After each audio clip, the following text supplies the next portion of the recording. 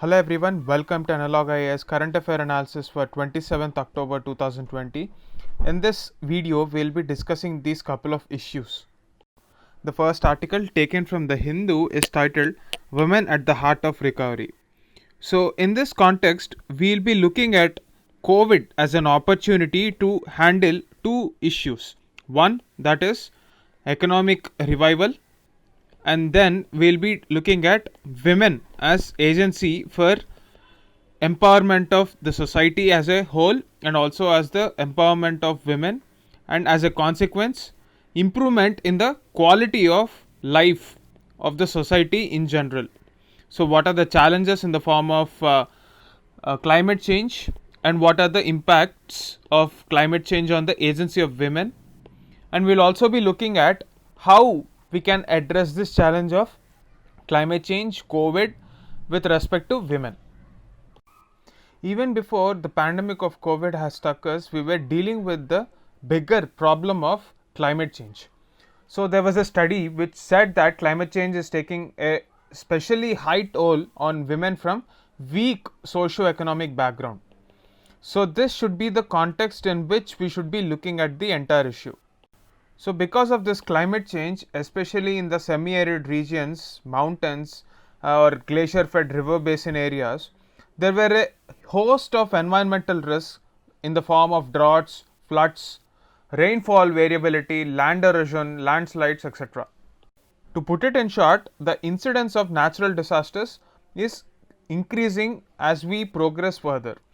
So the predominant livelihoods include agriculture, livestock pastoralism, fishing in these areas. So because of this natural disasters, what is actually happening is the environmental degradation is further reducing the ability of women to make choices and take decisions. So the decision making ability of women is severely restrained. Now why is this phenomenon especially predominant in families that predominantly depend on agriculture? So agriculture has been witnessing a phenomenon called feminization of agriculture, which is very much relevant in our society syllabus. So because of this climate change, which is because of erratic weather behavior, it has altered the nature of soil and water, making the agriculture as an unsustainable occupation. So this has severely impacted the livelihoods of women who are working in the agricultural sector, and since men migrate in search of better work, this agriculture is generally taken up by women. Since farming can't be totally abandoned, the women stay back, putting in the extra labor into an activity which is no longer productive economically because of climate change. So this has led to the phenomenon that we have just spoken about, that the decision making ability of women has been coming down significantly. Now there is additional burden of household duties also on women. We know this. There is a dual burden which comprises their ability to handle the child care aspect, the household aspect, running the family. At the same time, they are also taking care of the fields. So this dual burden compromises their health, nutrition, leisure time, and adversely impacts their well-being. And this lack of control over finances has been impacting their agency. They do not decide the crop to be planted on the farm also. So income is going into ensuring basic survival and does not help their ability to take any significant decisions. So this household poverty and environmental stress seem to combine to suppress women's agency. Now in this backdrop, we have to understand that we have an opportunity in the form of this COVID to actually change this entire setup. Now let us look at the two sets of problems. One, we have vulnerable sections in our society which also include women, and on the other we have common problems like, say for example, food security, social security, and other aspects which are very much relevant to the entire society as a whole. And when we are talking about the present context, the biggest problem is economic recovery because we are dealing with the livelihoods of millions. Now this article suggests that if we actually focus on improving the agency of women, we will be simultaneously handling a lot of issues.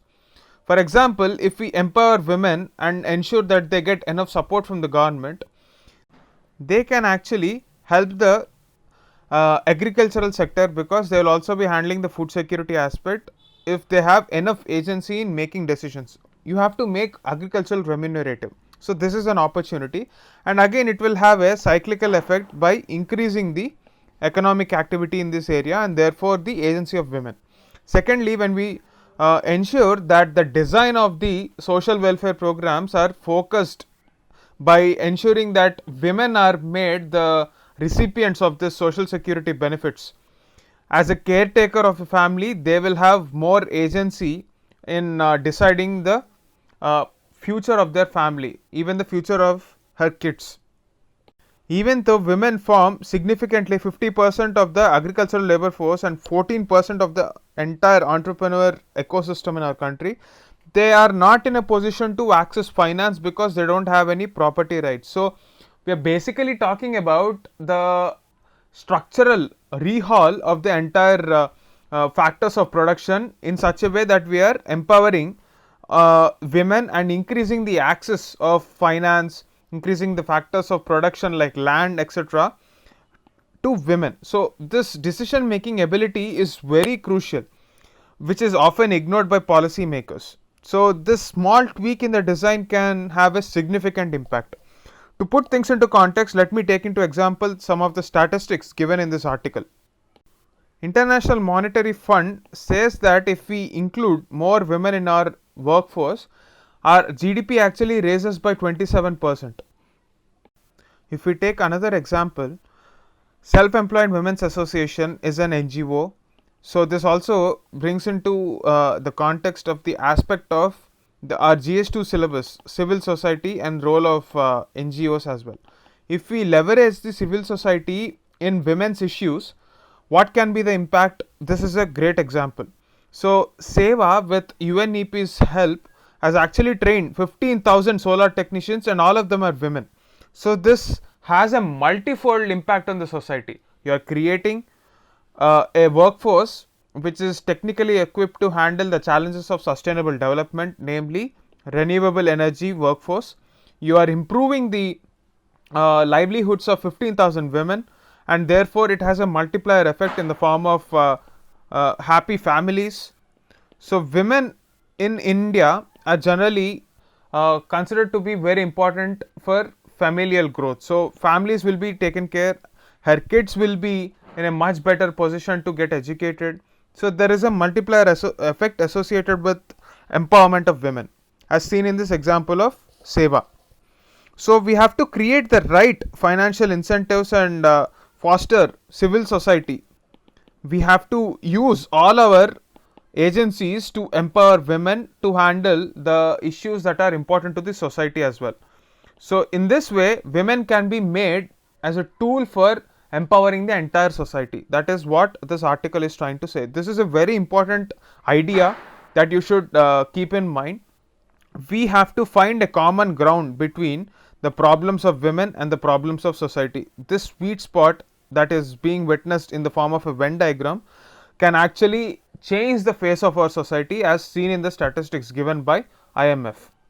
Please remember this article and use this idea even in other essay and answers as well.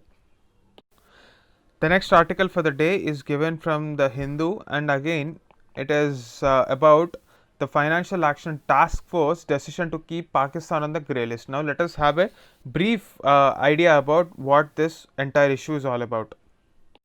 Before beginning this article, let us try to understand what this Financial Action Task Force is. So basically this is a body which tries to ensure certain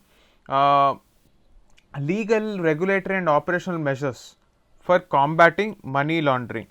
Basically this is a policy making body, this is not an implementing body, please remember that. Policy making body. It sets out certain recommendations and ensures that the policy measures are implemented by the state agencies, individual state agencies. So there is a decision making body in the form of FATF plenary, which takes decisions and meets 3 times in a year. This was actually set up in 1989 as an intergovernmental body. at a G7 summit in Paris. So, apart from money laundering, it also focuses on terrorist financing. Other aspects which are related to the integrity of international financial system are also a part of this mandate for FATF. So, it has its secretariat at Paris. So, there is an organization called Organization for Economic Cooperation and Development. So, it is a set of countries which have high GDP, which are high income economies. Please read about what OECD is about. So, the secretariat of FATF is also situated at the secretariat of OECD. So, in a way, OECD secretariat will be used for FATF as well. So, there are a lot of member countries in this, which includes 39 members, and it also has two regional organizations in the form of EU and Gulf Cooperation Council. Please do note these organizations and try to read about them. India is also a member of FATF. So, under this entire decision making process, FATF categorizes countries into grey list and black list.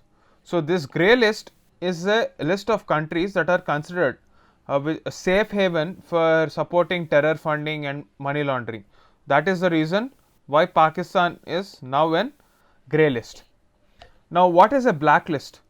Blacklist is, despite having many warnings, these countries do not budge and still cooperate with terrorists. These countries are known as non-cooperative countries or territories and are put in this blacklist by FATF. So, this include countries like North Korea and Iran also. So, this is the background of FATF, and let us look at the issue now. So, FATF has actually issued a 27-point action plan after placing Pakistan on the grey list in June 2018. The action plan is about, again, money laundering and terror financing, obviously. So, recently a task force, International Cooperation Review Group ICRG, noted that Pakistan had complied with 21 points and 6 points are yet to be taken up by Pakistan, and there is no action on that. So, the recent plenary session, like I have mentioned, FATF plenary is the decision making body. This plenary session, which happens thrice in a year, addressed that Pakistan has made very little progress in the remaining items. So, it will still keep them under the grey list. FATF strongly urged Pakistan to swiftly complete its action plan by February 2021. So, one might get it out, what if Pakistan fails to do this? If the consequences are to be understood, FATF listing makes it extremely difficult for Pakistan to get financial aid from IMF, World Bank and European Union, its standard resources.